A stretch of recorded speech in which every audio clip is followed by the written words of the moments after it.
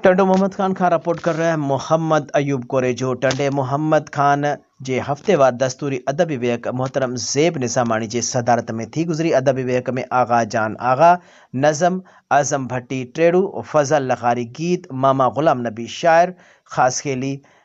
गज़ल, अयाज अली लखारी गज़ल पढ़ियो। अदबी वेहक में सिंधी अदबी संगत शाख टंडे मोहम्मद खान जे सेक्रेटरी रफ़ीक आस लखारी, मशकूर फलकारो, गुल खासकेली, डॉक्टर कादिर बख्श मक्सी, एजाद अली जिस्कानी, मुख्तियार निज़ामानी, आशिक अली गाहो,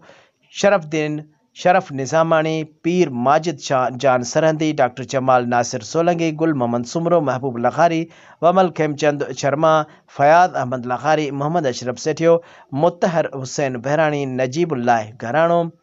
मोहम्मद अशरफ गंजरानी, हाजी समीउल्लाह मेमुण, हाकिम अली रिंद छुट्टो, रम्ज़ खासकेली, मोहम्मद अयूब सुमरो, नसीर हुसैन मुगल, नौशाद भट्टी ऐं ॿियनि पेश कयल नकोर तख़लीक़ुनि ते पंहिंजा इस्लाही ऐं तनक़ीदी राया ॾिना। अदबी वेहक जे वक़्ती सदर आपा ज़ेब निज़ामाणीअ पंहिंजो नज़म बिना तनक़ीद जे ॿुधाइण बैदि सदारती राय ॾींदे चयो त सिंधी अदबी संगत शाख टंडे मोहम्मद खान जी अॼोकी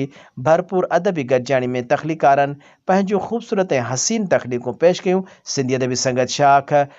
टंडो मोहम्मद खान जो सेक्रेटरी